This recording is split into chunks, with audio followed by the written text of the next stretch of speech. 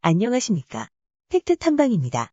오늘은 시청률 5.6%를 기록한 인기 드라마 악마 판사에 대해 알아보고 해외 네티즌의 반응도 함께 살펴보겠습니다. 오늘 악마 판사 10회 시범재판 대상은 죽창. 죽창은 과거 허중세의 개인 방송 영상을 편집하던 팬클럽 회장 출신으로 허중세의 뜻을 실천하고 있었고, 허중세는 죽창을 경찰이 잡지 못하게 손써주고 있었던 것. 강요하는 죽창을 시범재판에 세울 작정을 했으며, 한편으론 대통령 허중세에 맞서는 법무부 장관 차경희를 움직일 계획을 세웠고, 죽창을 잡을 경찰로는 윤수연을 염두에 두고 있었고, 이제 죽창 검거에 나서는데, 의외로 IT 쪽 귀재인 엘리아의 도움으로 죽창이 개인 방송하는 곳을 찾아냈고, 김가온과 윤수연이 함께 그곳을 찾아가 죽창을 잡지만 죽창 부하들에게 둘러싸여 수세에 몰리나 갑자기 나타난 강요한의 도움으로 무사히 죽창을 체포한다. 사실 죽창의 검거는 요한과 법무장관 차경희의 거래로 인해 정선아의 과거 정보를 넘기는 것으로 죽창을 재판정에 세우는 것이 가능하게 됐다. 시범재판에서 죽창은 대한민국의 일자리와 여자들을 뺏은 외국인들을 오직 애국심으로 응징했을 뿐이라고 주장했지만, 김가온은 먼저 죽창이 받은 후원금을 이용 혁명자금으로 무기를 샀다면 내란죄가 돼 사형에 처해질 수도 있다고 몰아갔고, 이에 변호사가 죽창이 후원금을 쓴 내역을 공개. 죽창은 개인 방송 시청자들에게 받은 후원금을 여자 BJ에게 별풍선을 쏘는 데 쓰고, 죽창이 조모가 장례를 치르려 모아놓은 돈도 가져가고, 학창시절 일진을 흉내내던 학생임이 드러나자 추종자들도 등을 돌린다. 허중세도 강요한이 죽창을 악마가 아닌 파렴치범으로 몰아가자 손을 놓을 수밖에 없었다. 강요한은 죽창에게 징역 3년, 집행유예 5년을 내렸고, 전자발찌를 부착하게 해 온 국민이 죽창의 행방을 알 수 있게 했다.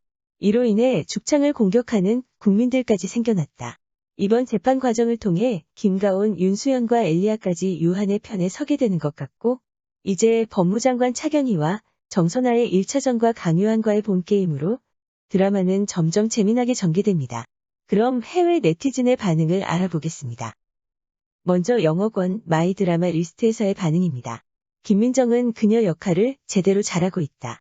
이유는 내가 그녀를 정말 증오하기 때문에. 그녀의 캐릭터가 화면에 나오면 피가 끓어오른다. 이것이 바로 연기자의 능력. 요한의 목걸이를 하고 있는 이 여성의 대담함, 이 결말에 로맨스는 없었으면 좋겠다. 가족과 브로맨스를 빼고 여자 판사가 짜증나는 건 나뿐인가. 그녀는 다음 화부터 사악한 면으로 넘어갈 거야. 마치 돈과 권력의 유혹에 빠질 것처럼. 그리고 난 그녀가 요한에 너무 실망했다는 게 이해가 안 가. 말이 되는군요. 그녀는 지금 정선아에게 조종당하기 위해 존재합니다. 화면에서 케미스트리는 쇼의 중요한 부분입니다. 로맨스, 브로맨스 또는 우정과 상관없이 이 두 사람은 삽시간에 그것을 가지고 있습니다. 나는 그들이 친구가 되기를 바랍니다. 지금까지 오진주에 대한 감정이 없었습니다. 이제 변하는 순간 어느 편을 고를지 기대되는 것 같아요. 엘리아 이 무례하고 버릇없는 꼬마 아가씨. 소녀는 자라서 세상이 확실히 나쁜 곳이라는 것을 알아야 합니다. 그녀의 성격이 외롭고 우정을 추구하는 것은 이해하지만 그녀의 순진하면서도 도도한 행동은 나를 짜증나게 한다. 차경희 저는 그녀가 좋아서 그녀의 악행을 절대 인정하지 않을 것입니다. 그녀가 저지른 잘못에 대해 벌을 받기를 원하지만 그녀는 내가 여성 역할을 좋아하는 거만하고 강한 아우라를 가지고 있습니다. 나는 드라마에서 그녀의 캐릭터를 더 원합니다. 이 드라마는 처음부터 재미있게 보셨나요? 아니면 진행될수록 좋아지는가요?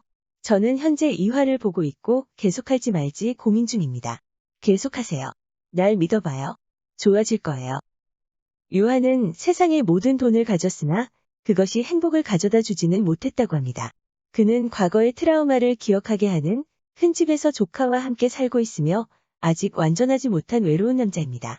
게다가 최근에 카드타워를 짓는 장면에서 말했듯이 그는 친구가 없습니다.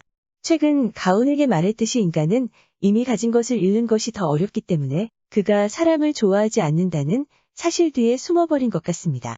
가온은 마침내 자신이 보고 들은 것을 되돌아보고 스스로 관찰하는 법을 배웠고 요한에게 다른 인상을 가지고 있는 친구에게 요한에 관한 발언을 할 수 있었습니다.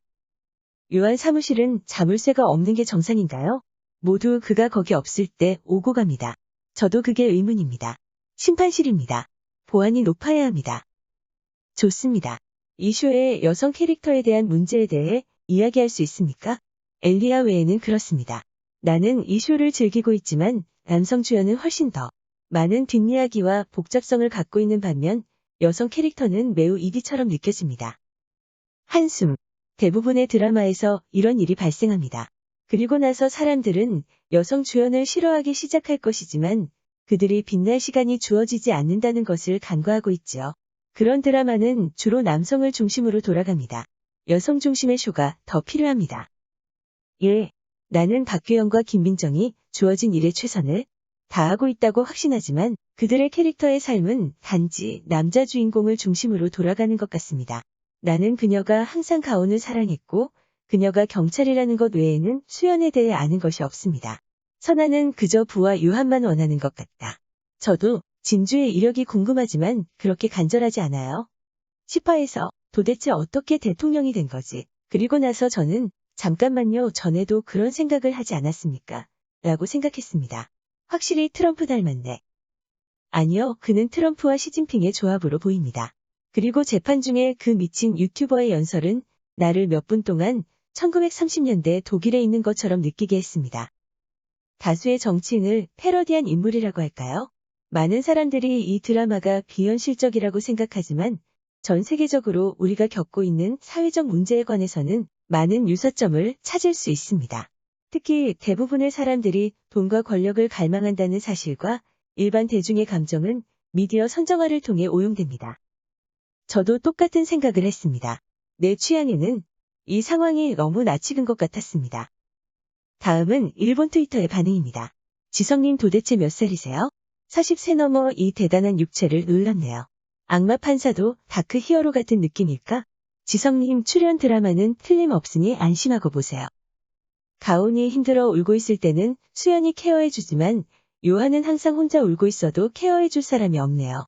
누군가 부드럽게 잘 케어해 주었으면 이번에는 내가 해보겠습니다 라는 흥겨운 가온과 제자의 성장에 되돌아 싱글벙글하고 있는 요한, 그리고 할머니 대작전을 전개하는 가온도 너무 귀여웠습니다. 이후의 전개를 기대합니다. 한마디로 표현할 수 없는 푸짐하고 즐거운 드라마. 요한과 가온이 너무 사이가 좋아져서 깜짝 놀랐다. 정말로 동료가 됐구나. 요한을 흉내내어 악마 수행을 해보지만 아직은 어려운 가온의 귀여움. 역시 정통 악마 요한의 스케일은 너무 달랐다. 오늘은 인기 상승 중인 드라마 악마 판사의 내용을 알아보고 해외 반응을 살펴보았습니다. 감사합니다. 여러분의 구독과 좋아요, 알람 설정은 좋은 콘텐츠 제작에 큰 힘이 됩니다. 구독, 좋아요, 알람 설정 감사합니다.